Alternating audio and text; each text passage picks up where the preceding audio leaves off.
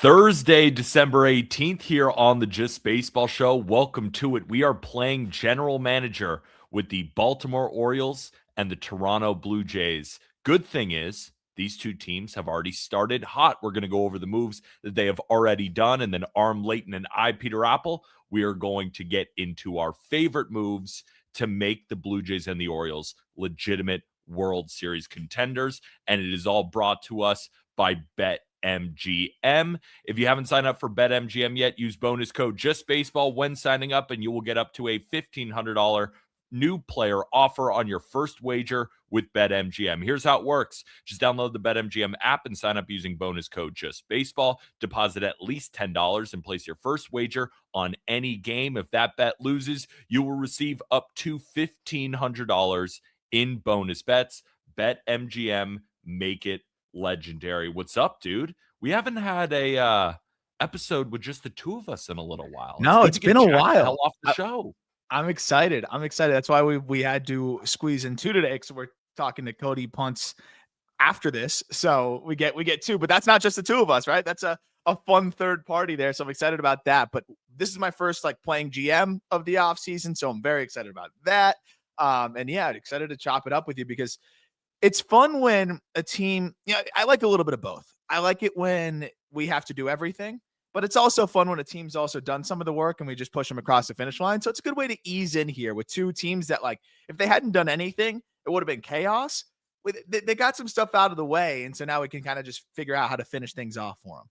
Absolutely. And thank you to everybody joining us on YouTube. If you haven't yet, make sure to hit that subscribe button, like the video, and fill up the comment section. We'll be sure to mix in all of those comments into the podcast. And also, yes, Cody Ponce interview, the new Toronto Blue Jay, will be live on Friday, as well as a start on some World Baseball Classic roster talk. We just heard Tarek Skubal. Welcome to Team USA. Mason Miller, David Bednar, welcome to Team USA. The roster is shaping out. We're going to talk more about that on the Friday episode before our interview with Cody Ponce. And again, just real quick, if you are listening to this podcast on Apple, Spotify, wherever you get your pods, the best way to support is leave a written review. Or if you only have a few seconds, just click that 5-star button if you are enjoying all of the off-season content. I say we get straight right it. I say we get right into it. I'm thinking about a lot of things. I got all the moves ready. We got to talk about payroll. We got to talk about the guys who have already left. I have so much on my mind, I can't even intro it. Yeah, I'm ready to go. These are two teams that are they're swinging big and they already have, but they're not done. And I think that, again, that's what makes it really interesting. Let's go. So let's talk Baltimore Orioles. So I think it's important to talk about who's leaving. Not a lot. Zach Eflin, Tomoyuki Shigano, they both are potential free agents. Doesn't seem likely that the Orioles are going to re-sign these guys. And I know I brought 5 moves for the Orioles to make this offseason in addition to all the moves that they make. Did any of the moves factor in Eflin or Shigano? Do you want to re-sign them? No.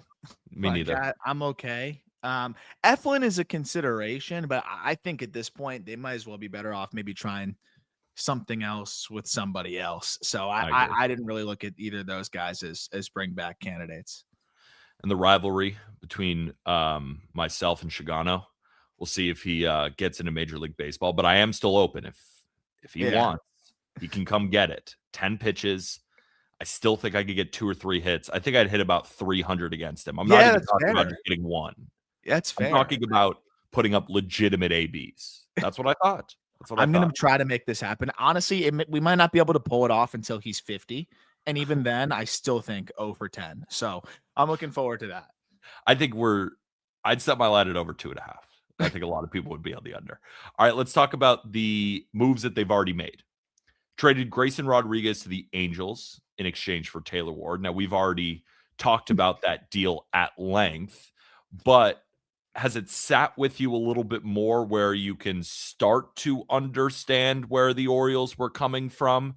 Because at the time, we didn't like the move. We like Taylor Ward. It really has nothing to do with him. It's just about trading Grayson Rodriguez, right? 4 years of them, right, for 1 year. No, still no, but, like, if the goal is, if they think they can win the World Series next year, which, the subsequent moves have helped position them as a team that reasonably could do it, and they plan to go add more pitching, which we're gonna do here, then I think it can make a little bit more sense, right? Like we've talked about, it's not always you're not always gonna be able to maximize every asset, but if you get a player that you really think can help you and you're gonna replace that player that you moved, or that player that you moved isn't as essential to you, then I can understand it. So we're gonna workshop some different ways to get more pitching there, and I think that can help it make more sense. Like if the Orioles did what they did in the past, where they just don't address the pitching staff the way that you expect, then I think it makes that trade even more frustrating. But I think all indications are clearly that they're going to do more, as they've already shown that this is a different.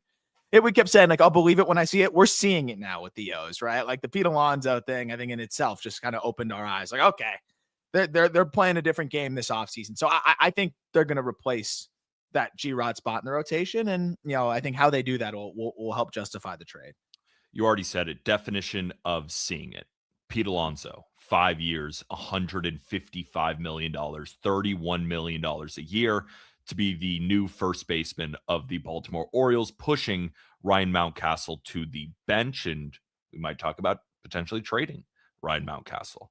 They also signed Ryan Helsley to a 2-year, $28 million deal to be the new closer of the Baltimore Orioles. But when you look at their current bullpen situation, we'd certainly like to add a few more relievers, especially with Felix Bautista, his availability for 2026 being completely in the air. You hope that you can see him at some point, but I think most likely we won't. Have you heard Yeah, anything about that? I don't think so. Yeah, it was multiple issues with the shoulder. Yeah. Yeah, I hope they said that it's still possible, but I don't think you can bank on it, right? Yeah, we're not banking on that. And then last, uh, but not least, I mean, I guess the Orioles have made some good moves so far, so technically it would be least, but I think bringing in Andrew Kittredge from the Mhm. Cubs for just cash considerations is a good bullpen arm to have, right? They've already, had Andrew Kittredge on their team. He's performed for them. He's one of those Grizzly veterans. He pitched well for the Cubs last year. He was a part of this kind of makeshift bullpen that not a lot of us believed in, but then they Yeah, just kept pitching yeah, well. And yeah, now you bring him in for cash. I mean, that's an objective good move, I believe. yeah, yeah. No downside there, right? But I think that's a guy that you're looking at and saying, okay, I like him in middle relief, but we may need some more help at leverage here. I don't know about what your plan is, but I'm still looking at these leverage spots, and I want to move him down. I want to move Kittredge down the pecking order a little bit. And no Yeah, me offense too. to him. Again, I think had a great year. Wouldn't be a bad option to bump him down to the 7th, maybe.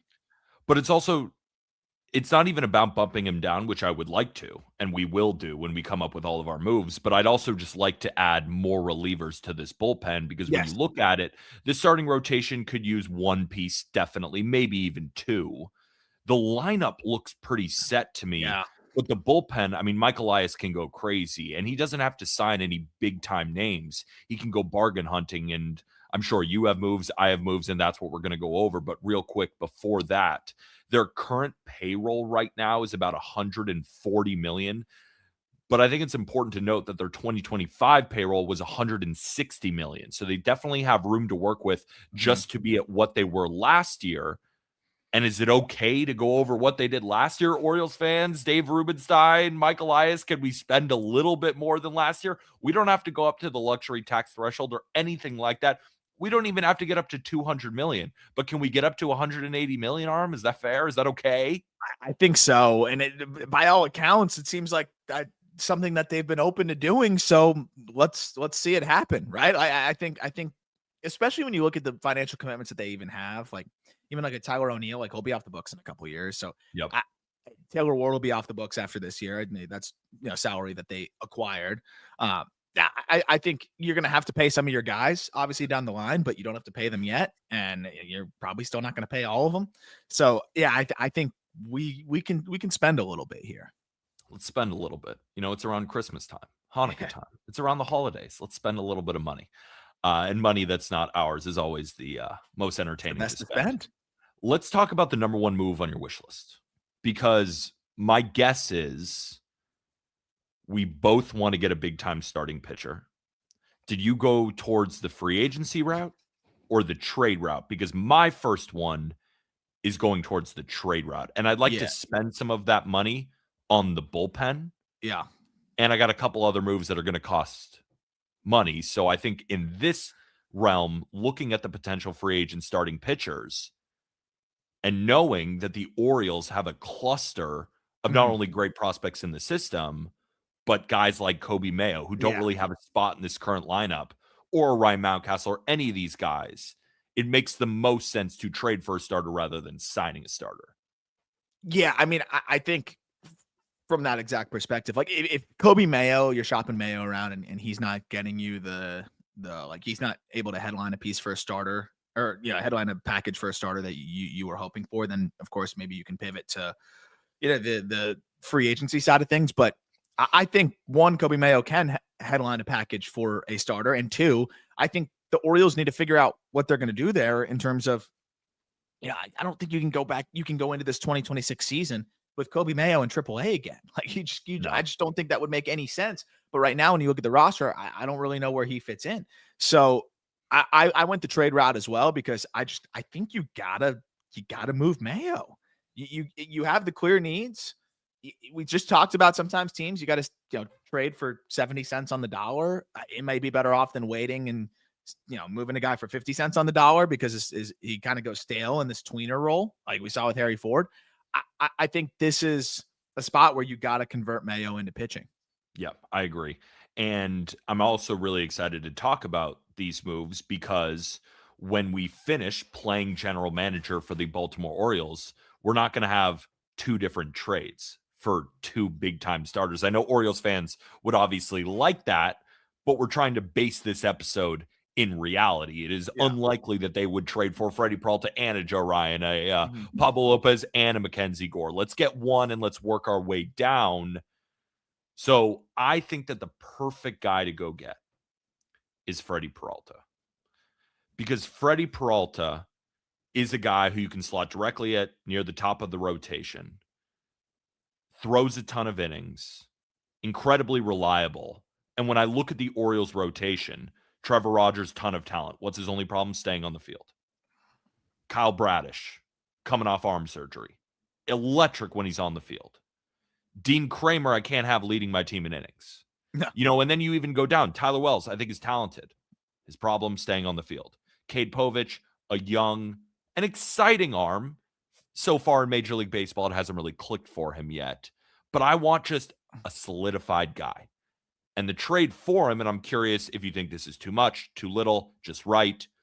Freddie Peralta for Kobe Mayo and Trey Gibson, the Orioles' current best pitching prospect, according to you, or at least the last time it was updated on justbaseball.com. Now, Orioles and the Brewers, they have past history with each other. Just a few years ago, they traded Joey Ortiz and DL Hall to the Brewers for Corbin Burns. Now, Freddie Peralta is going to be very expensive because he's only making $8 million a year. I know it's a one-year rental, but Freddie Peralta has been one of the best pitchers in Major League Baseball, and he's really, really cheap.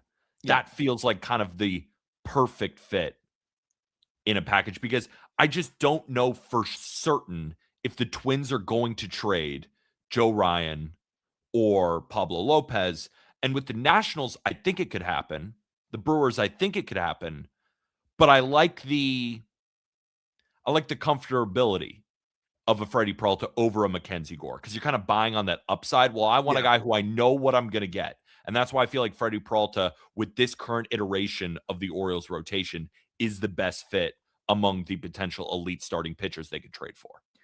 Again, it's very similar to the Corbin Burns trade with the way that you lay it out, right? And like I think that's what makes it probably a pretty fair package there. I think Orioles fans may not want to move a Gibson there because you're getting 6 years of Gibson, and of course it's 5+ years of Mayo. But I think you look at the Burns deal, and if you had made that, I think with the way that this team is set up now too, like it's one that you try again and makes a lot of sense. And also I think you got a little bit better of a chance of retaining Freddie Peralta after this year than maybe you did with Corbin Burns. Yeah. So I think maybe they have an inside track there to try to extend him, or at least, try to lay the groundwork to re-sign him after that. You brought up a good point, because I think one of the first trades that I just can't really get out of my head is, with the Marlins and Edward Cabrera, and obviously they have some trade history there too. Yep. But with the injuries, and there's an inherent injury risk with everybody, but it is all relative. And, if you ask me who I have more confidence in throwing 150 or 170 innings this coming season, I'm not going to hesitate and tell you Freddie Peralta over Edward Cabrera, right? So, you may be able to get an Edward Cabrera without giving up a Gibson, but maybe the Orioles are willing to do that, especially in a deadline this past year where they recouped a lot of pitching prospects, right? Because they sold, but they didn't tear it down. So I don't know if they have anybody quite Trey Gibson caliber, but they did get a lot of interesting pitching prospects to add into the fold. So maybe they feel okay about that. That's the best swing for the fences move for a team that, you can make the case can be a World Series contender next year with a starter and a couple relief arms. So, I mean, I love that. I love that trade. The one I was going to present was literally just going to be like Mayo and a filler for Edward Cabrera, because I think for the Marlins makes a ton of sense, right? Mayo can go back to third. Clearly, the Marlins are willing to be patient with offensive-driven prospects who are working on their defense, a la Agustin Ramirez. And I think it would be a great opportunity. Hometown kid, could be an offensive monster for you. Buying a little bit low, put him at third base, develop him there. And the Marlins have all this pitching. But to your point, if you're really trying to maximize this coming season, Peralta's the move. Edwards a more valuable asset in terms of multiple years. You're building a sustainable winner, maybe. But it seems like this Orioles team is focused on winning next year, and that's part of the reason why they traded Grayson Rodriguez for 1 year Taylor Ward. But I think we should keep talking about this, because you make a lot of really good points with Edward Cabrera, right? He's not as good of a pitcher as Freddie Peralta, but you do have him for more years of control, and you don't have to give up Trey Gibson in the process. So yes, we both agree. Freddie Peralta is a better pitcher and a better fit for the Orioles. But is it worth also giving up Trey Gibson instead of a filler, right? So we have to kind of gauge, is the expense worth it? Me personally, I think it is, because of what you said earlier. And what I've also reiterated is that the Orioles window is right now. You can't be wasting these Gunnar Henderson years, because he is a Boris client. He will eventually leave. A lot of the young guys are kind of coming into their own, most notably Jordan Westberg. Colton Cowser is now fully. We were just talking about Jackson Holiday on our 2022 redraft episode of the Call Up, and it's like, I think a lot of people are like, "Oh, I haven't seen the number one prospect, whatever." He's 21 years old last year. He's as primed of a breakout candidate for this coming season as well. And it wasn't like he was bad last year either. I'm with you. Like, I think a lot of this offense is going to take a step forward. And also, Trey Gibson, like, I love him, as you know, and as you mentioned with the prospect rankings and everything. He's still going to take a little bit of time. Like, he got up to AAA at the end of last year. He made 7 starts. He had an 8 ERA. So, like, he needs to get used to throwing with that ball. Like, he's a guy that I think could fit in the second half of next year. But that's not what the O's want right now. Exactly. So that if he shoved in AAA and was knocking on the door, then I'd say, well, Gibson could at least be a back end of the rotation guy for you, and you can just go get an Edward Cabrera, and now you have 2 arms, right? But I wouldn't say Gibson's necessarily, he's not far from the door, but he's definitely not knocking on it. Do you think the Brewers accept this deal? Because I'm thinking about it from their side. You already laid out the years of control that you'd have, 5+ with Kobe Mayo, 6 with Trey Gibson. You're getting 11 years of control for 1 year of Freddie Peralta. And this is the Brewers' MO. And you plug Peralta, or you plug Gibson into that pitching lab they have there, dude. Gibson's like fastball, cutter, curveball, sweeper, slider, sinker. Like, they would love him, right? Like, it's like Quinn Priester-ish, but like maybe even like a little stuffier. So I think the Brewers take this. You have your third base, power hitting first baseman, and or maybe he's playing first. You could. I don't know if Andrew Vaughn or Caleb Durbin is over there, but it's not like they're super strong on the corners. They could certainly use another corner infielder, and if he plays some DH. It's not like the DH position is that plugged out. I mean, of course, you got Christian Yelich, and you're slotting in, Contreras potentially to that DH. Maybe they want to keep that more open, but let Mayo blossom with Milwaukee and let him reach that stardom that we think is still in there. But at this current moment, his value is a lot more diminished than what it was just 12 months ago. Well, you just saw you're getting me going now because I'm the utmost believer in especially Brewers hitting development. And I don't think anybody's like really questioning that at this point. But and like Vaughn was a perfect example of that with how they were able to get Vaughn right. And like Mayo, he's showed some signs of life down the stretch, but like he still struggles with the sliders and everything. That's a guy that if you can get him right, I mean, he could be one of their most productive hitters, period. So the idea of getting Gibson and Mayo into that organization, I know we're playing GM for the Orioles now, so just love it for the Brewers. I think that's a trade that is Brewers-esque because it sets them up for this sustainable, like, keep churning in, value and years of control and, cheap players here that you can have control with. But at the same time, they're not punting next year, right? Those are two guys that will help you next year, especially one that could help you on opening day. I think because it's such a good fit for both sides, I really like it.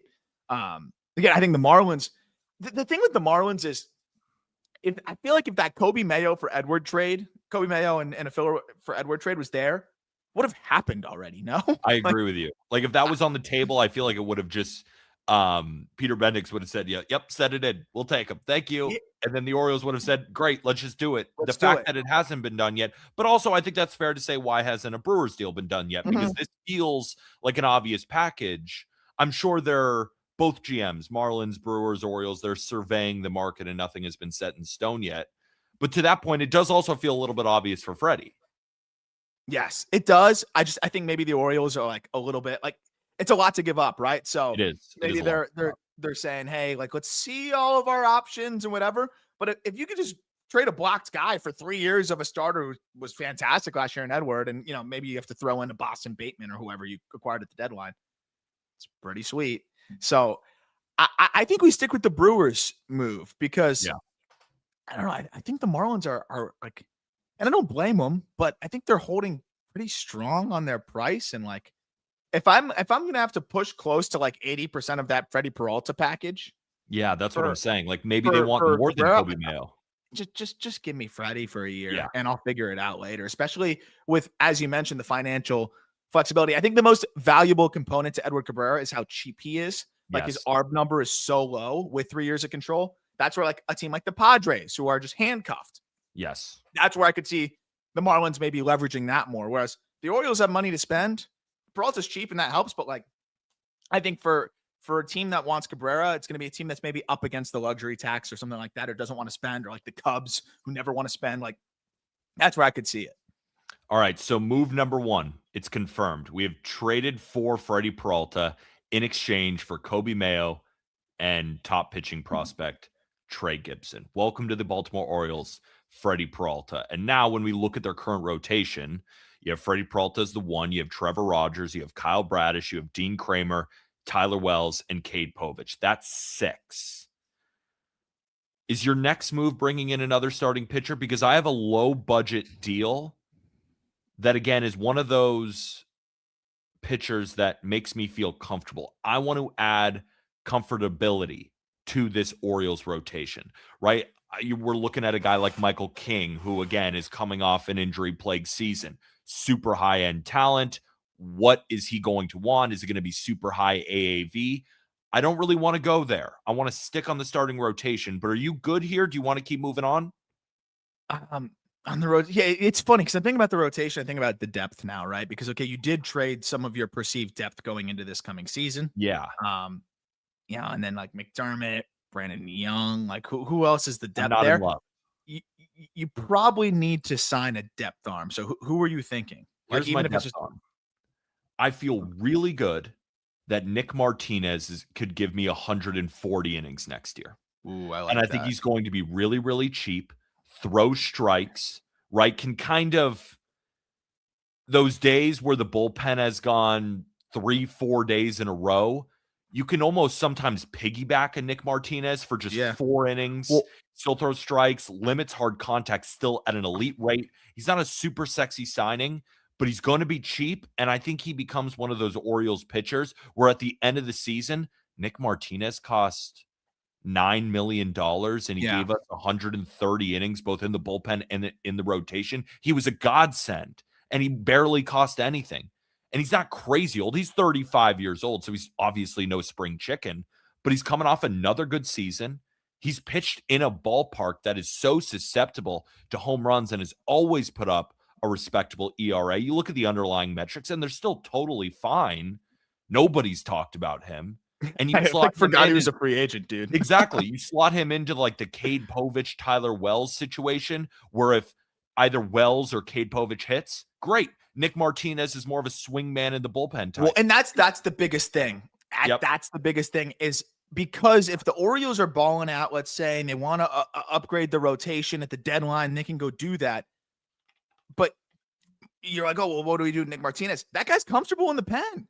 So that's a guy that now you can move over to the bullpen and you've got a bit of a Swiss Army knife. So that's the other reason why I like the Martinez shout because, you know, it's funny. Like Chris Bassett, I would have said, oh, that makes him a better option over Chris Bassett. Chris Bassett was kind of popping into relief now too, though. But I also think see Bassett's going to be more expensive. Guy. Yeah, Bassett's going to be more expensive. He might get a multi-year deal with how great he was out of the bullpen. He has a longer track record of success. I feel like Nick Martinez is a Chris Bassett adjacent move, but you save money and then you could use that money towards the bullpen. And then you can always, if let's say Povich emerges and just is a dog, like then all right, you bump Martinez into a relief role. I like that he can be this kind of flexible piece for you. So I think that's perfect. We'll sign Nick Martinez.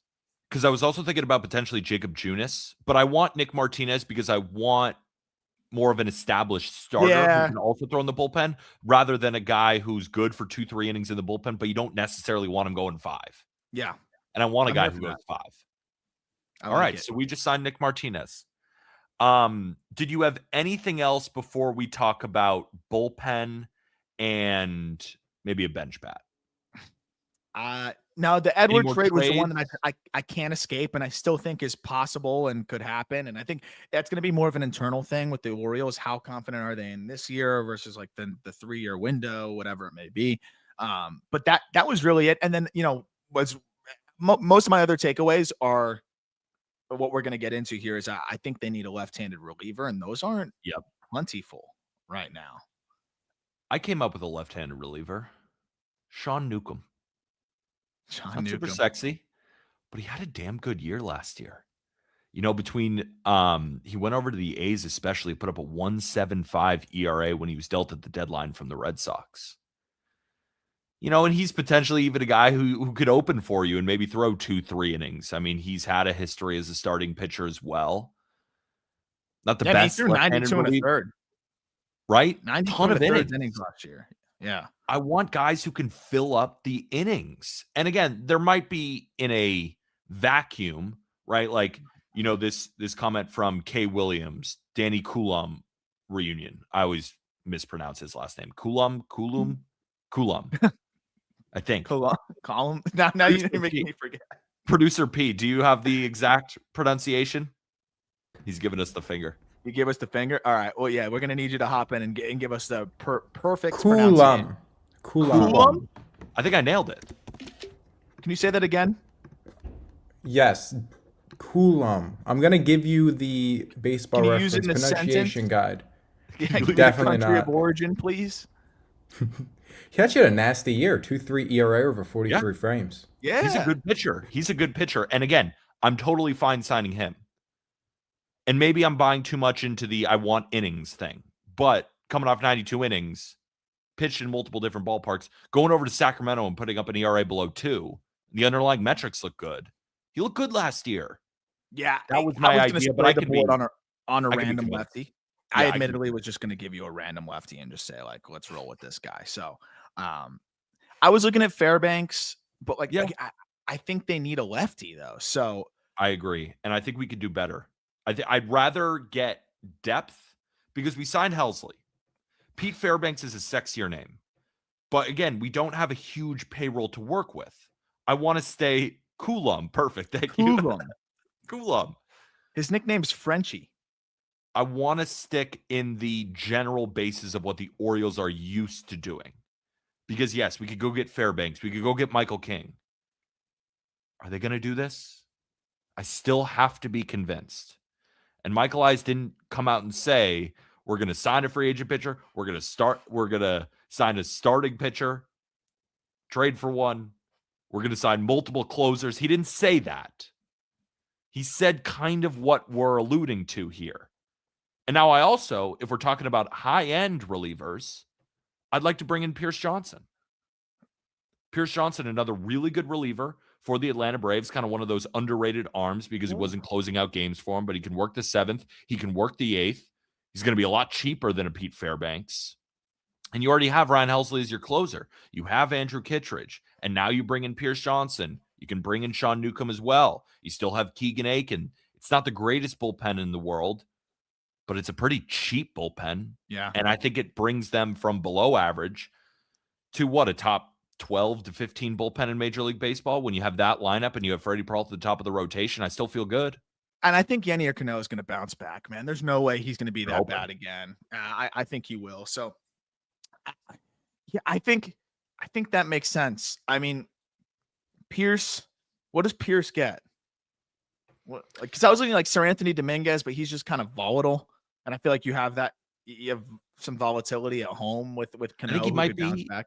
I think he might be sneakier, more expensive than Pierce Johnson, considering the age. Yeah, he probably will be. Will be.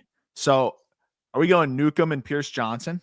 Unless you have better ideas, I'm open. The only who's going to be more expensive, but I think they do have money to spend now since we were economical on the other side. So maybe we could swing a little bit bigger on. But again, these are all. I mean, Nick Martinez is probably going to cost $9 million. Freddie Peralta is going to cost $8 million. Who else did we sign? Sean Newcomb. We need a lefty. What is he going to be? $4 million? $5 million? Maybe. I mean, he threw 92 innings last year. Yeah. So pay up. Yeah. So that's another 4. If we're signing Pierce Johnson, maybe it's a 2-year deal for $18 million. That's another $9 million. I'm telling you, we're getting over that 160 from last year. I think let's spend a few extra million and let's go get Pete Fairbanks. You think it's worth it? Well, that's a different question. That's what I'm saying. Is it worth it over a Pierce Johnson to spend more money? I mean, so last 3 years of Pete Fairbanks, we've got, and these were in Tampa, obviously. Last 3 years, come on, Baseball Reference. 2.58 ERA, 3.57 ERA, 2.83 ERA in the last 3 years. Coming off of a year where he was pretty damn good. I'd say probably second best year of his career. Health is a little bit of a challenge for him in terms of availability, but this is the most innings he's ever thrown. In those 3 years combined, we've got 151 innings at a 2.98 ERA. It's pretty good. It's really good. But Pierce Johnson's pretty good too. I think I'd rather spend a couple extra million and get somebody else. The thing is, if Helsley is volatile again, kind of up and down, I want some more guys that could potentially close things out. Yeah. And I trust Fairbanks to close things out a little bit more. Let's do that. Let's sign Pete Fairbanks instead. Let's go. So instead of Pierce Johnson, we're going a little bit more expensive. Correct. You know, this comment here, Fairbanks familiar with the AL East. I'm sure that would help, right? He's faced these bats plenty of times. It's like, do you want that? Or do you want kind of a newer arm that they haven't seen, right? Just being familiar. I just the one that I pitched in those ballparks, pitched in those environments. I think in the AL East it is a benefit. Do we think relievers are scared to pitch in the AL East? Like they're going in the 7th inning in a 4-2 game on a Wednesday. Are they like shaking in their boots because they're pitching at Fenway against Rob Refsnyder? I don't mean to, cast a stray. Rob Refsnyder, free agent, by the way. But are they afraid of that? Is that something that we have to consider? No, I don't think so at all. I don't think so. So I like it. I think we keep him in the AL East. All right, let's keep him in the AL East. All right, so we're signing Pete Fairbanks. So far, we have signed Nick Martinez. We've traded for Freddie Peralta. We've signed Pete Fairbanks, signed Sean Newcomb. I had one more bat, and I feel like this is the guy that I'm just going to push to a lot of teams. There's always that guy that nobody really cares about. Nobody even realizes he's a free agent, but for whatever reason, I like him. And it's dependent on moving Ryan Mountcastle. Now, the problem is I couldn't really think of a trade for Ryan Mountcastle because I have no idea. If you move Mayo, if we move Mayo, might as well just keep Mountcastle, right? Right? I mean, off the bench, he's a bat. He's a vet for them. He's been there. Yes. I At think one point, Arm Layton said he would hit 50 home runs. Hey, that was our. We're never doing a bold takes episode ever again. I'll tell you that again. So you got 50 home runs from Ryan Mountcastle because he's due. Can we bring in Lamont Wade? Can we give him another shot? Can we give Lamont Wade another shot? No, he was. I love Lamont Wade. He was horrific. Dial up Lamont Wade highlights. Yeah. We're dialing up Lamont Wade highlights. That's why you watch on YouTube. Lamont Wade highlights. No other podcast in the history of the world has Lamont Wade highlights tuned up. You got a whole intro to it. The whole intro. I even used my deep voice a little bit. That was like up next on Sports Center. Lamont Wade highlights. Lamont Wade pushed the Orioles over the top. Okay, so let me convince you. Okay. He was maybe the worst player in baseball last year. He was up there. Negative 1.6 F WAR, 52 WRC plus. Mm-hmm. We got to remind ourselves 100 is league average. 52. Not ideal. But 119 the year before, 120 the year before that. And it's not like he's 40. Can we chalk one of those seasons up to injuries, bad play, swing needs a little bit of an adjustment? You bring him on the bench. Maybe it's a minor league invitation. Let's just bring him in and see if he can hit a little bit. It's gonna cost $750,000. All right, we got to fill the rest of this. Is like putting the fluff paragraph to hit the word count. We'll sign Lamont Wade to a minor league deal with a spring training invite. I think he could play well in spring training. Like, I know we're going to be down there. Well, if he's balling, then you trade Mountcastle in spring training. We're going to be down there at the World Baseball Classic, and we're going to be at your apartment watching spring training. And Lamont Wade is going to hit a double in the gap. And I'm going to be like, see? And you're going to be like, see? Okay, yeah, when you compare 2024 and 2025. All right. Look at 2024. He's not going to cost anything.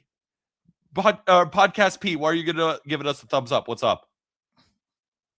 Claim he's only a year removed. He's only a year removed from being above average in everything.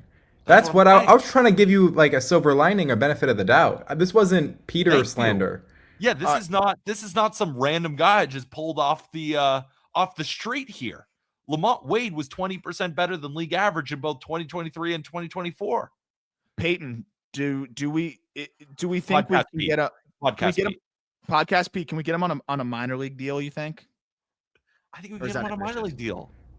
I mean, why wouldn't you be able to? Right? Is someone going to offer him a big league deal? Is my question. I don't think so. I mean, he was closer to a 0 WRC plus than a league average one. Is that what you said? No, technically he was closer to 100. He was at 52. We round up, that's 100. Yeah. Oh, so it was a failing grade. He would have failed a college course. I put up worse test scores. Yeah, I put up worse numbers. But don't judge me on my worst test score. Yeah. Yeah. All right. Minor league deal, big league invite. Bang. Lock it in. Long wait. All right. So, did you have any other moves that you want to make? I feel like I was really just hell bent on the lefty and like another leverage arm and then the starter. And like, I was just curious which way to go about it. And the fact that their farm system like doesn't really take a hit. No. It's still really good. And deeper after the deadline. I think you feel great about that. And you're still primed. Like some people might say, oh, well, there's a little bit more we want to do.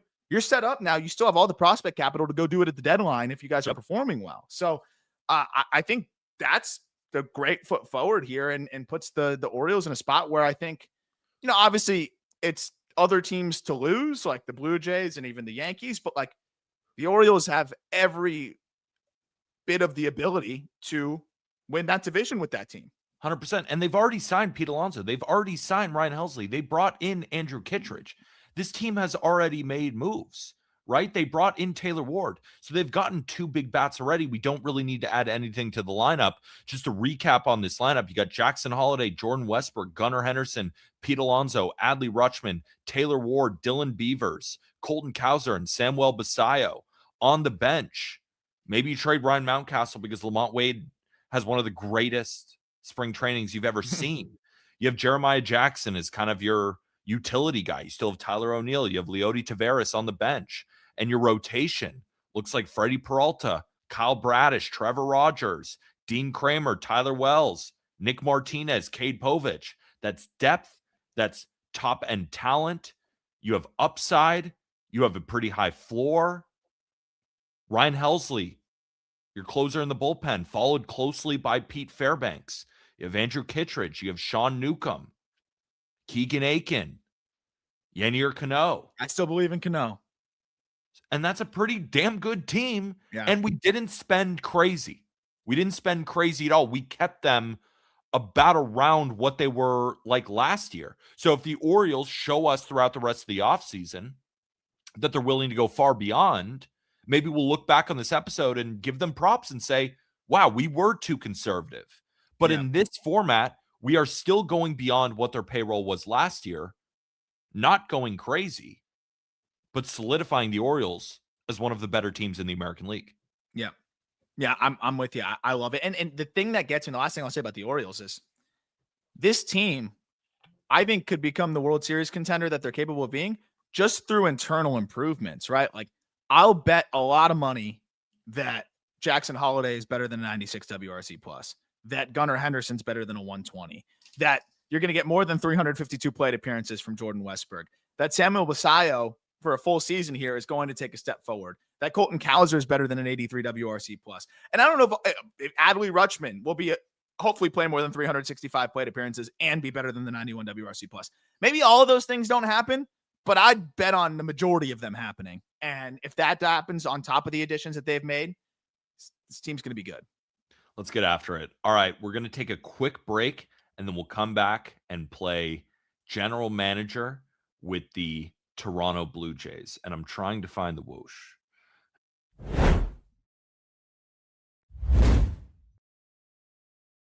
Podcast Pete, thank you.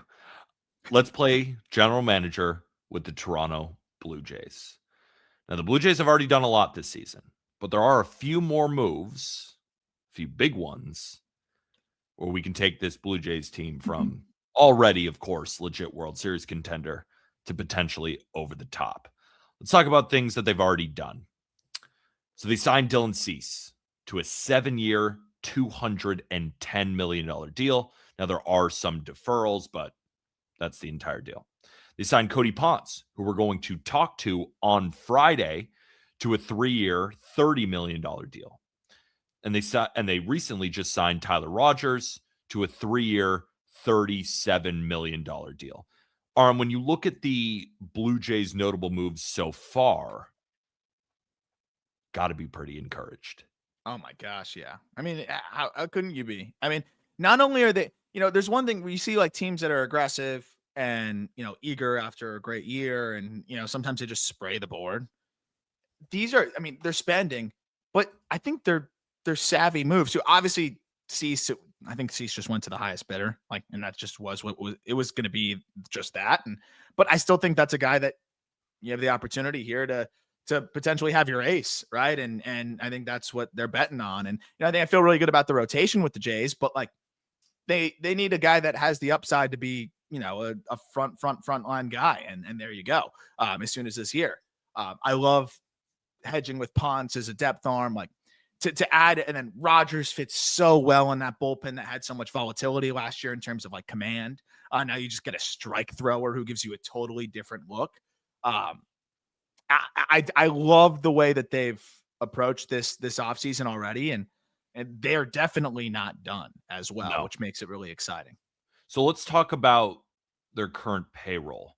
So they paid the luxury tax in 2023. They narrowly missed it in 2024, but they will be paying it in 2025 as they had one of the largest payrolls in baseball. And a reminder that the longer a team exceeds the threshold year after year, the harsher the penalties, right? You hit it year 1, it's 20%, year 2, It's 30%. It can get all the way up to 50, 60%. But we also know that the Blue Jays ownership is one of the richest ownership groups in baseball. And with a clear mandate to spend, right? You signed Vladimir Guerrero Jr. to that $500 million deal. You go to the World Series. And a big reason why I respect the Blue Jays so much is they didn't sit there and get complacent. They immediately go out and sign the top free agent arm to a huge deal. Mm-hmm. And he makes a lot of sense for the Toronto Blue Jays. And I already mentioned this stat in the past. Behind Dylan Cease last year for the Padres, he had one of the worst defensive showings. Now you move him over to Toronto, and backing him is one of the best defensive teams in Major League Baseball. He's a strike thrower. He's basically made every single start since he debuted. He provides a reliability to this Blue Jays rotation. And while coupling that with top-end Cy Young stuff when he's on. Then you bring in Tyler Rogers, like you said, which is just a great taste breaker in the middle of that bullpen. We've already seen all of the videos with Trey Savage throwing. I can't wait for the first time that happens. I know, and then Tyler Rogers from the lowest release point. But Tyler Rogers has been as consistent as any, reliever, especially in the 7th, 8th inning roles. And then Cody Ponce, I love the upside signing because he truly made big changes over there in the KBO, sitting 95 to 97 miles an hour with 17 inches of a deuce vertical break, which is giving it that ride. And you see on YouTube that demon changeup. He's got a great breaking ball. I love the upside play because I think at worst, he's an elite high leverage reliever. And I think at best, he blossoms into a really solid starter. And looking back, even if he's a reliever, we see the other reliever deals. 3 years, $30 million. Yeah. If that's all he becomes, I think he'd be a damn good one. And if he becomes a starter, you get a steal. And if it weren't to pan out, which I believe that it will, 3 years, $30 million, you're not really worried about that, especially with this ownership group. So I love the upside play. I think the Blue Jays are off to a really, really good start. My only question to you is, do you think we have to limit this payroll? Like, where can we go? Where do you think we're going? I don't think so. I don't think so. And this is where it gets interesting, though, to me. There's one variable here that we need to remove. It seems like Jose Barrios from this roster, right? Yes, and that's move number 1 for me. And I'm really excited to see, because this is where playing GM becomes fun, because I don't think anyone's just going to take that contract on, but it's not so bad that you can't move it. So like, becomes a fun conversation. Because here's the thing. He's 31 years old. Yes, he had a bad year last year. Yes, the underlying metrics did not look good. But in the first half, he put up a 3.75 ERA. The last 50 innings was a disaster. He obviously didn't like his move to the bullpen. He wasn't there for the World Series celebration. It wasn't a good look. And the Blue Jays, at least as currently constructed, don't need Jose Barrios anyway. So it seems like a very obvious trade candidate. Do you have a specific idea? Because I do. I had one, but I'm curious what you have. And I'm also curious how we both value this contract, because at 3 years, about $67 million less. He's going to make $19 million this year and then $24 million 2 years after that. But he is just 31 years old. Like, I'm not just letting one bad year detract from the fact that Jose Barrios was one of MLB's Iron Men when it comes to making every single start. And the majority of the contract in Toronto has gone pretty well so far outside of last year. This is not a guy that you just throw to the wayside and it's some unmovable contract. Yeah. If Jose Barrios was a free agent this year at 31 years old, would he get 3 years, $67 million? Probably not. Would you still feel comfortable giving him a multi-year deal? I think so. Yeah. So it's not like this is some unmovable deal. No. So here's my idea. And I want to send him to a team that not only needs starting pitching, but needs a reliable starting pitcher. And you could say, well, is Barrios that reliable based on what he did last year? What I feel good about is him filling up innings. And a reason why he could be unreliable is the amount of home runs that he gives up. Yeah. He routinely rocks one of the highest home run to fly ball rates in baseball. There have been specific seasons where he's allowed the most home runs of any starter. Now, a lot of that has to do with the fact that he's throwing 180 innings a year, and he has a little bit of a home run problem. So who needs a starter, who needs a reliable starter, and who has a big ballpark? The San Francisco Giants. Yeah. I thought he'd be a good fit there. And now if the Blue Jays ate some of that money, could we get 27-year-old left-handed reliever Eric Miller? Now, I don't know how much money they would have to eat.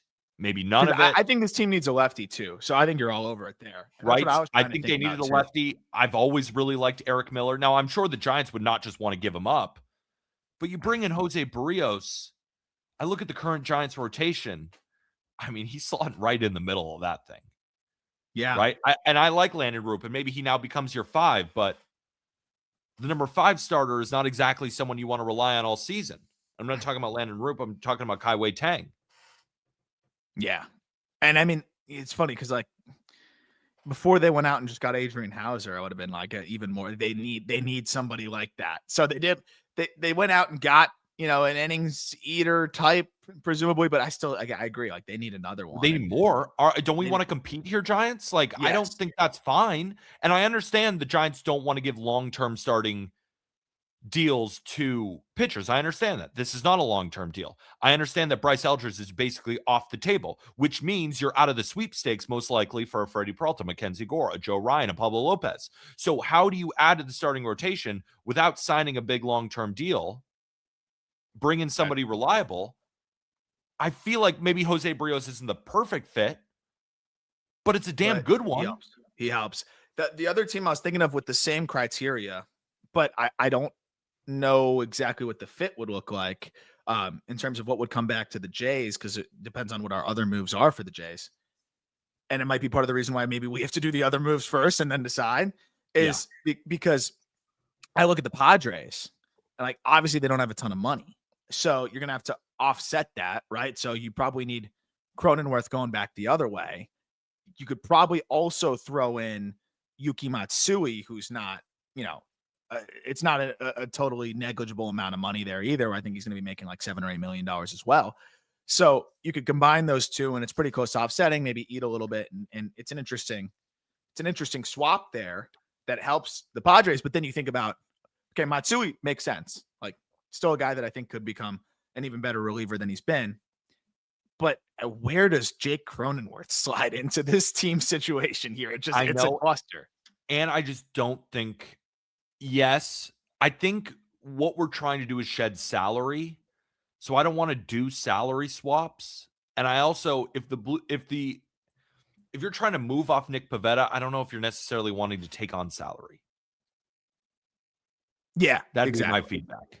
Well, and that's the thing. So they're probably hoping they can move Cronenworth in a way that they can actually save a little bit of money since it's low AAV. I agree. It kind of handcuffs them. So, yeah, and then you think about how many teams are going to take on that, even though it's not an egregious contract, just like how many teams are going to do that. I don't know how many others there are out there. I think the Angels become the other obvious answer as just like a buy low opportunity for them. Like they never have a good farm system. So let's take on some iffy contracts. And like right now they're slated to have both a trio of, I think Reed Detmers is going to be great this year, but like, still got to wait and find out. Reed Detmers the starter.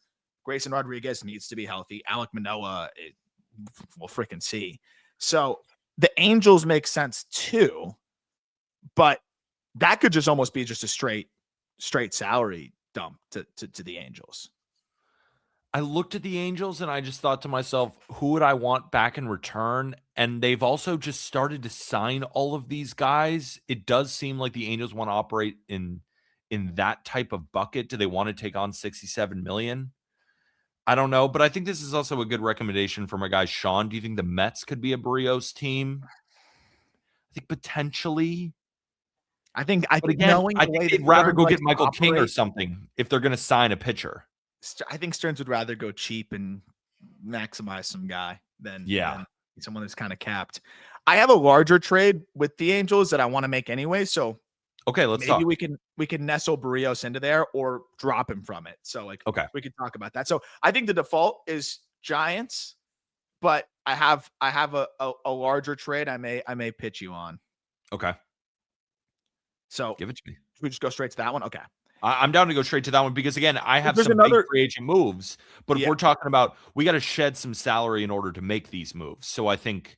So yeah, where are they up against the luxury tax? Do we have? They're going to pay it. It's just, You how just don't want much to do blow you all want the to way pay it? through it. Yeah, we don't want to. I don't think we're going to operate in the $300+ million bucket. We might, and that would be signing multiple big free agents. But if we're able to shed $55 million of this Barrios deal, it helps us a lot. So here's a way I think you could do it, and maybe you could shed all of it in doing this. They also need, similar to the Kobe Mayo conversation, but I think what's even more interesting, and I think it puts even more pressure on this situation, is the way that he played at the big league level when he had the opportunity last year. They got to figure out what they're going to do with Joey Loperfido as well.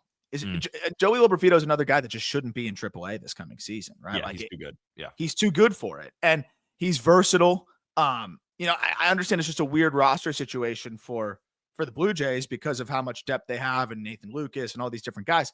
But Joey Loperfido he's just too good for AAA. He came up to the big leagues and he was great for them. He can do a lot of different things. I mean, the guy put up a 148 WRC plus in 41 games. Whether you think that's fully sustainable or not, it's fair to ask, but he has hit at every single stop in the minor leagues. After a slow start in AAA, went nuclear, the rest of the way. And again, he could play first. He could play both corners. He can even, I think, fill in center in a pinch. And I look at the Angels. They don't have any left-handed bats. And they're still trying to figure out, is Trout going to play a corner or what's Trout going to do? I think right now, Bryce Teodosio is their center fielder. Like, who the hell is playing center field for them anyways? Maybe you could end up rolling, Loperfido back out there and seeing if he can, progress into an average center fielder, but he's also a guy that you could play kind of all over the place if you wanted to. If you moved Loperfido with Barrios, could you get like a Ryan Johnson back as like a depth arm? Because he's a 40-man guy already because the Angels are the Angels. Johnson could be a guy you plug into the bullpen, could plug in as a starter, kind of the Nick Martinez conversation we had. And the Angels, as they perpetually do to themselves, they 40-man crunch themselves because they fast track all these prospects. So if they're going to trade a prospect, I think they'd rather move a 40-man guy. I don't think they're going to move Detmers.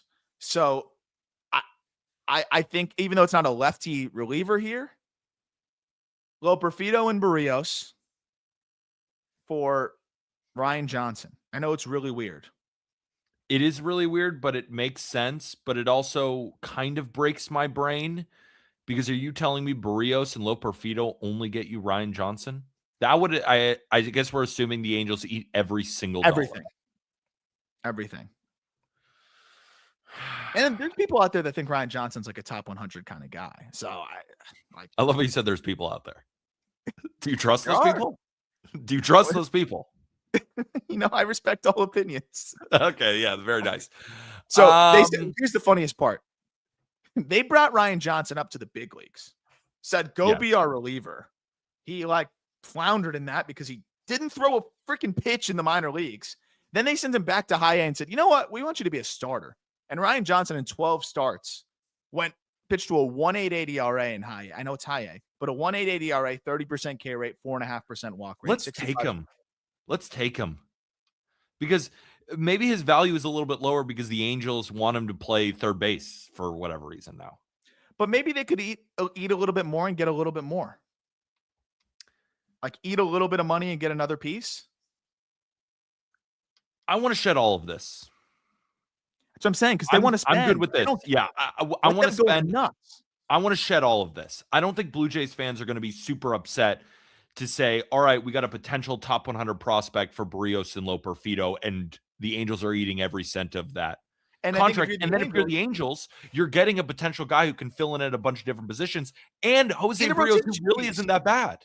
No. So you're leveraging your willingness to spend if you're the Angels. And if you're the Blue Jays, you're leveraging your depth and somebody else's willingness to spend. And I think both are happy. Let's do it. I like the idea. So, okay, I'm going to... That one broke my brain too. I was ready to call it to the bullpen and say, producer P, am I off base here? But yeah, producer P, are we off base here? Is this a crazy deal? You got to add yourself to the stage, producer P. I got the spinny wheel right now. Trade honestly, it really just depends how you look at Jose Barrios. I mean, I feel like worst case, you're looking at a guy. I mean, I know he had some health issues at the end of 2025, but I mean, I don't know. I think if the Blue Jays are that desperate to move away from him, obviously there are some personal issues with him in the club. I think it kind of does make sense. And Johnson's kind of nasty. I'm not gonna Yeah, lie. he's not bad. He's not bad. And this is also an Angels team that has no certainty when it comes to the rotation side of things in terms of depth and like availability and all of these things. So like I know he's coming off injury, but this is a guy that has historically been durable. So let's roll with that. And clearly he thought he was healthy enough to be on the postseason roster. So yeah, it's weird. I'm in. Let's do it. So we just shed 19 million this year with Jose Barrios. Joey Porfido is making just under $1 million this year. That's at least what he's projected to make. So we just shed about 20 million, and then we also took 24 million off the payroll for the 2 years after that. So we just cleared up some space. And my next move, I want Bo Bichette back. Yeah, you got to bring him home. I did this kind of balancing act of, I want Kyle Tucker. I would love Kyle Tucker. I've thought about Kyle Tucker to the Blue Jays all offseason. If you look at justbaseball.com and you go to Ryan Finkelstein's contract predictions, which he has been money so far, both money-wise and team, he's got Tucker to the Blue Jays. I agree with him at the time. We've talked about it. And when it went down to it, I said to myself, bring the core back. I want everybody back. I want the same guy. I want Bo Bichette and Vladdy. They're great friends. You paid Vladdy. You paid Bichette. You give him over $200 million. He's 28 years old. You have Ernie. You have Andres Jimenez. So if you're concerned about Bichette's defense, he's the one place where I feel like you could be okay with his defense because of how great defensively everybody else is on the diamond. If he went to the Blue Jays, that's one of the only teams that can hedge out of it. Yes. He's clearly comfortable there. He's played his whole career there. I'm sure Blue Jays fans want Kyle Tucker. And I'm sure they want both of them. Both of them, to me, is not realistic. Could they do it? Does the Rogers group, the people who own the Blue Jays, do they have enough money to actually do it? Yes. Will they? I don't think so. So if I'm picking between two, and I know Tucker's going to be more expensive, bring me back Bichette because I want to see what Anthony Santander is. I'm not ready to just give up on him after his one bad season. You already have Dalton Varsho. I was texting you earlier before. I was like, why am I trying to trade Nathan Lucas away? Why am I doing this? I like Nathan Lucas. He's solid. He was a good contributor last year. He was hitting second in a World Series lineup. Yeah. 103 WRC plus last year. Plays decent defense. Like, he's been a good player. Let's bring in Bichette and let's run it the fuck back. They could do both. It's like, it's conceivable now that we move Barrios, but I think it's unrealistic because I think the Mets got to make it happen now with Tucker. Like, I think that's the one where Uncle Steve gets involved and says, let's make this happen. I think Tucker is the better baseball fit, but he's a better baseball player. He's just a better baseball player. Yeah, he's a better baseball player. My question just becomes like, do we need to address the outfield then? Like, we did just trade one of our depth pieces here.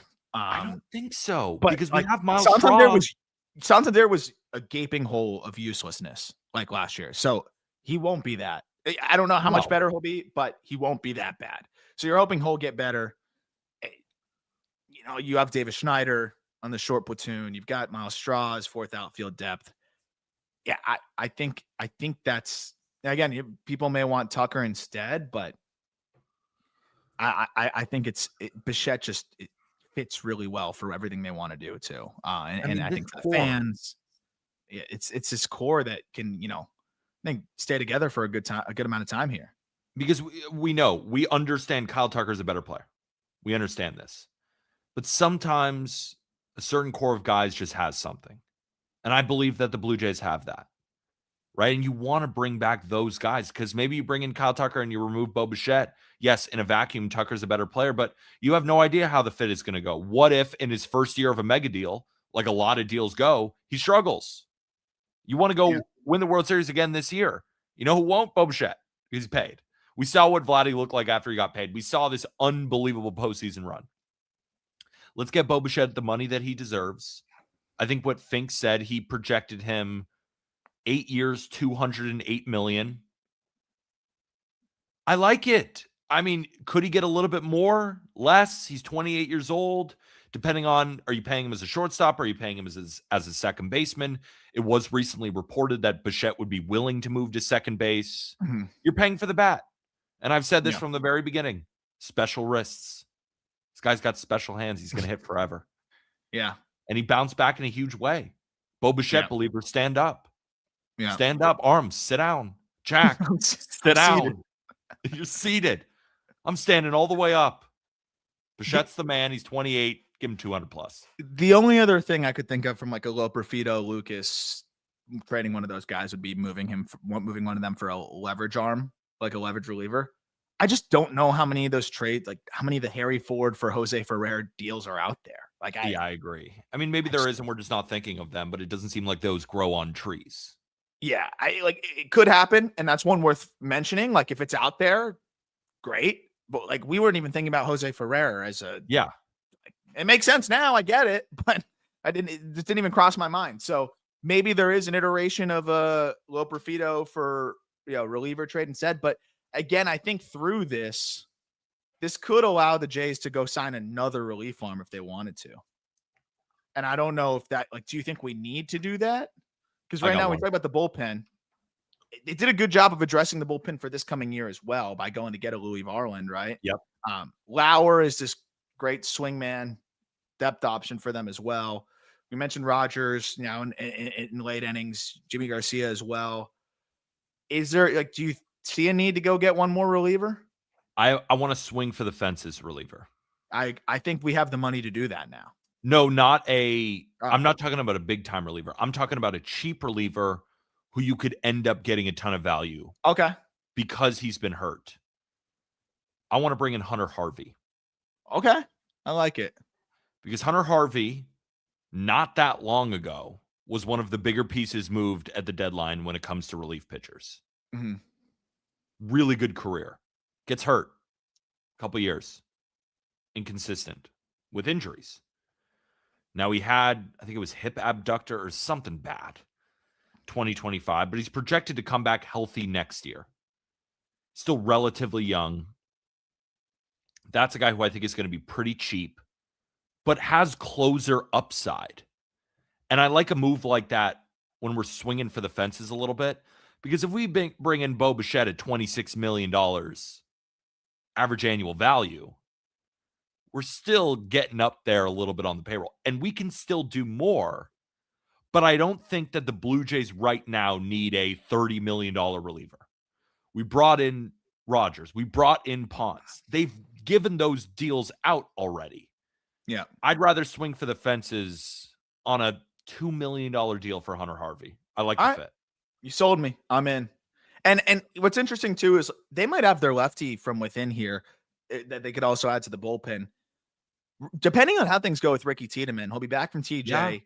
I think the long term, you're looking at him as a potential. You're still giving him every opportunity to be the elite starter he can be. And I think he's going to come back and finally look good and be healthy. By the way, still only 23 years old.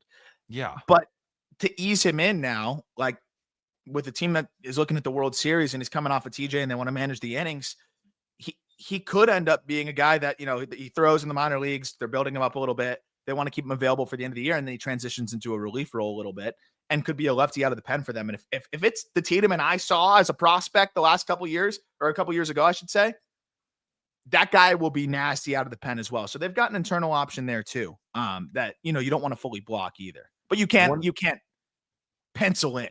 So you have a little bit of an interesting situation there, but I love it. I think one more idea instead of Hunter Harvey. I just want to throw another name at you that fits exactly the mold I was just talking about. What about Evan Phillips?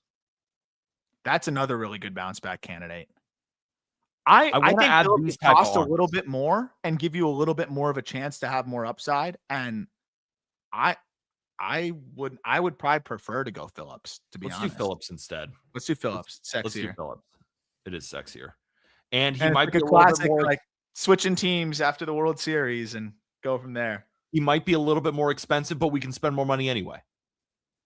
Perfect. So I think it's fine giving Evan Phillips $2 million more than I would have given Hunter Harvey or whatever it ends up being. Awesome.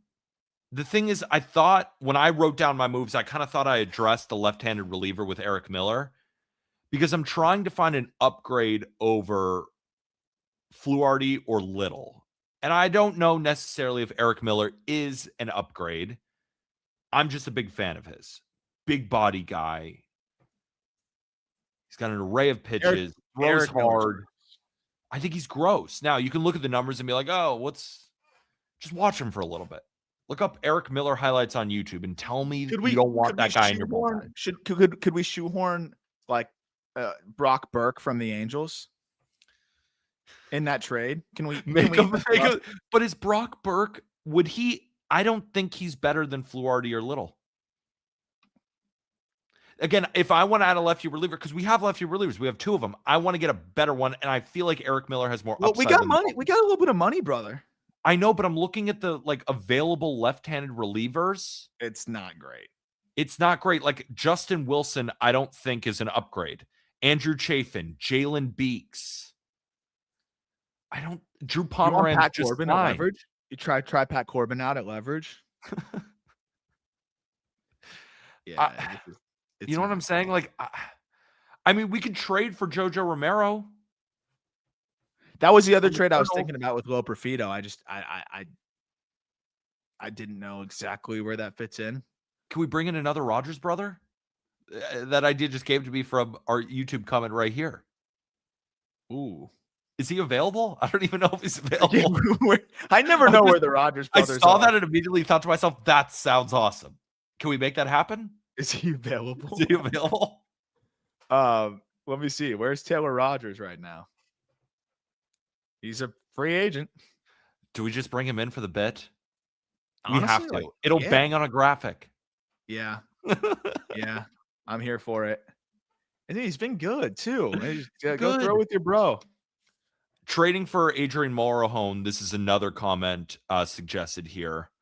I like the idea. We could always do the prospect trade too. Like, they don't have a bad farm system. No, they don't. Like, could we go prospect capital and go get Here's the issue. I put all of my eggs in the Eric Miller basket. All of them. And the Lamont Wade basket. Those are my two baskets that I want in on. And now I don't know what to do. Do we add Lamont Wade to the Blue Jays? Should we? No, he's taken. He's taken. It's over. He already got paid. They're giving him $20,000 a month to play. Blue Jays have a little bit more money that could result in a major league deal. Just saying.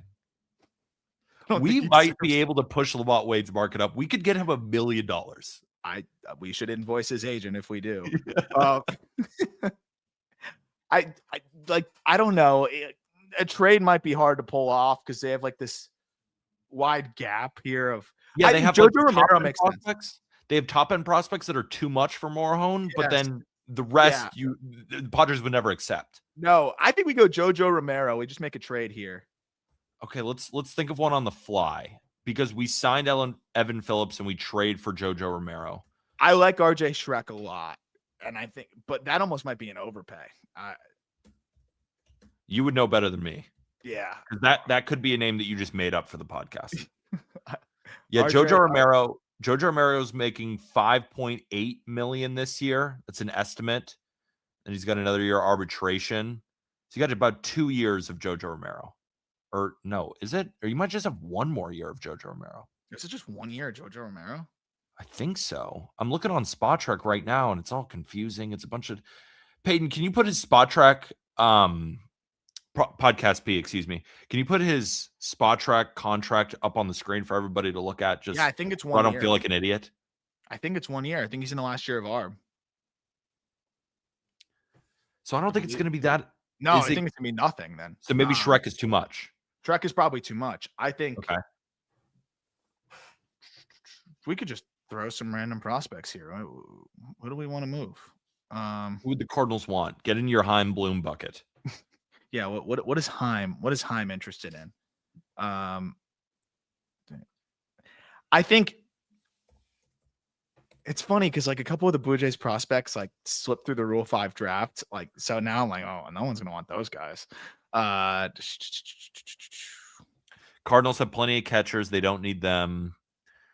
They could use some pitching. I mean, you got Liam I was Doyle, thinking about got, Jake Bloss, but Bloss is too expensive. They could use We'll some go pitching. Adam Macko. Send him Adam Macko. All right. I could send them Adam Macko. Do you think they want someone a little bit younger? All right, we're rebuilding here. Yeah, I think good lefty. He's from Slovakia, by the way, which is sick. Okay, that might have sold me. Yeah. You know, Chaim Bloom loves players out of Slovakia, from what I understand. So are we done? I think we're done. I didn't have anything else written. So the moves that we just made for the Blue Jays, you trade Jose Barrios and Joey Porfido to the Angels for Ryan Johnson. Please let that trade happen. I just want to see it come across the ticker. That'd be the most electric trade because nobody would understand it for both sides. People would be like, I have no idea who won. I think both teams failed. That would be like, they'd be like, I have no idea. I don't know how to look at this one. But I actually think it's a win-win for both sides. I think it's great for both sides. Okay. So because we just shed that, we're signing Bo Bichette to an 8-year, $208 million deal. Okay. Welcome back, Bo Bichette. We signed got something from Podcast P. What we got? Podcast P. Can I be a nerd for a second about Bo Bichette? If you need to be. So I just wanted to pose this question to you guys because I was curious, and I understand not to focus on the advanced analytics and all of that, but how many players on the open market have gotten over $200 million without having an at least 5 F4 season or WRC plus that has not exceeded 134? Now, I understand Bichette's an insane bat-to-ball guy, and he's very consistent outside of the weird 2024, but I feel like the 200 million price point for a guy who seems like he might be slid to second base feels steep.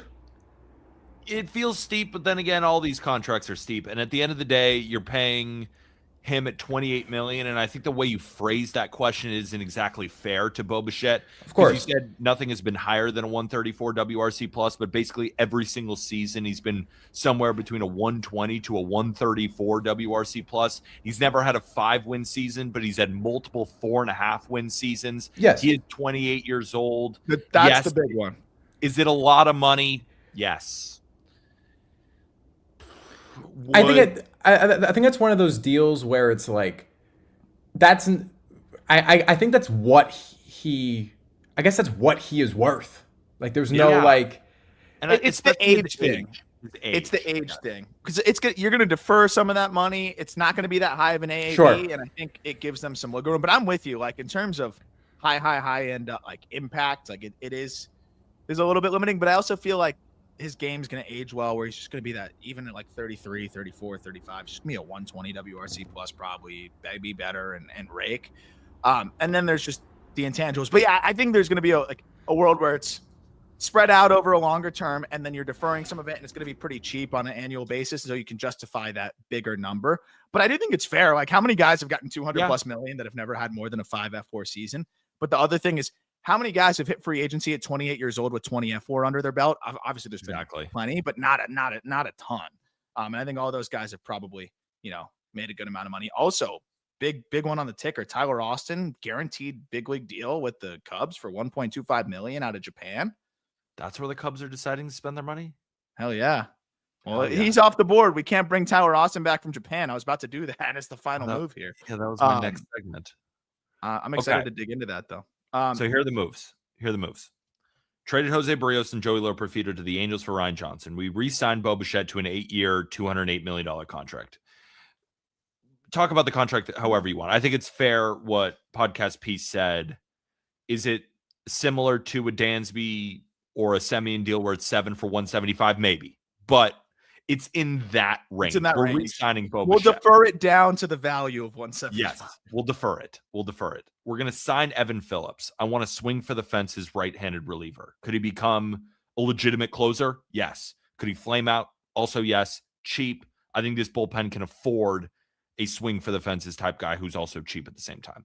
And then we're going to trade for JoJo Romero. And who are we sending over? Adam Macko. Adam Macko for Adam Macko. It's so funny. I want to ask Cardinals fans, but do they even care? No.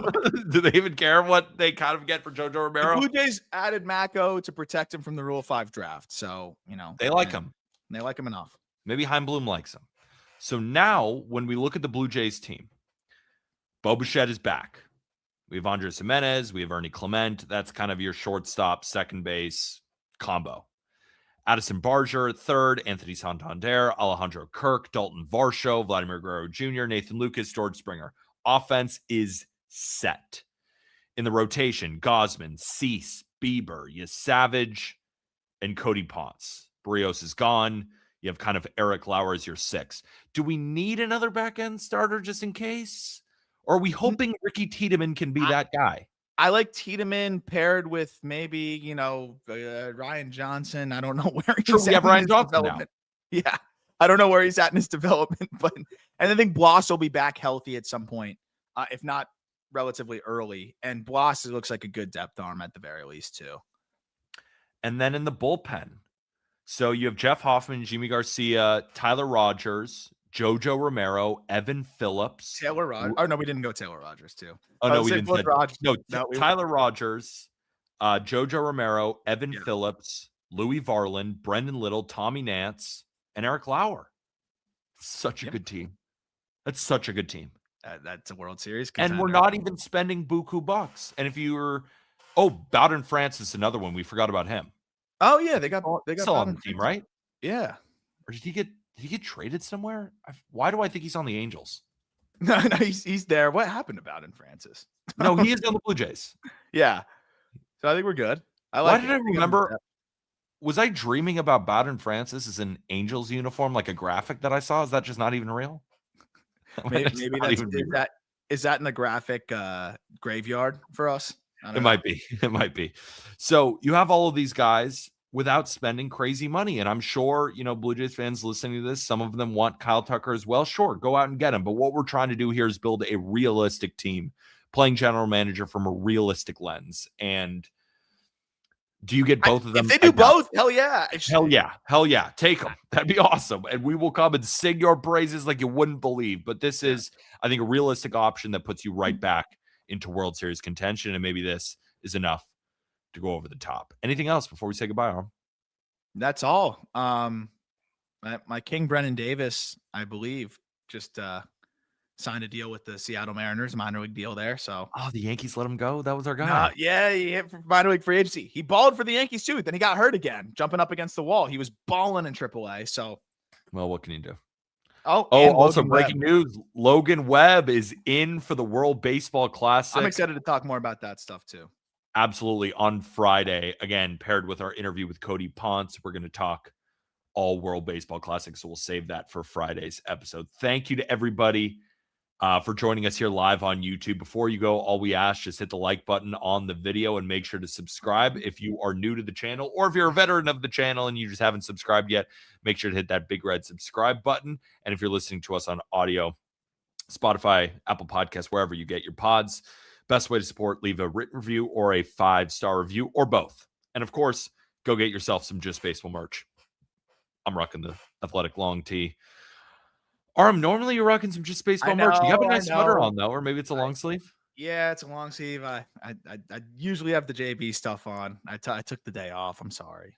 I'm the only one who truly loves this company. And if you truly cosplaying as Jack today.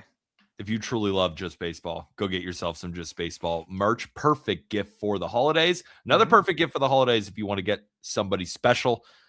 A year-long membership to the Just Baseball Discord, the best baseball group chat in the world, or you want to treat yourself to one, you can find that link in the episode description. For Arm Layton, I'm Peter Apple. That was playing general manager for the Blue Jays and Orioles, and be on the lookout tomorrow for a Cody Ponce interview and a World Baseball Classic breakdown. And with that, thank you, everybody.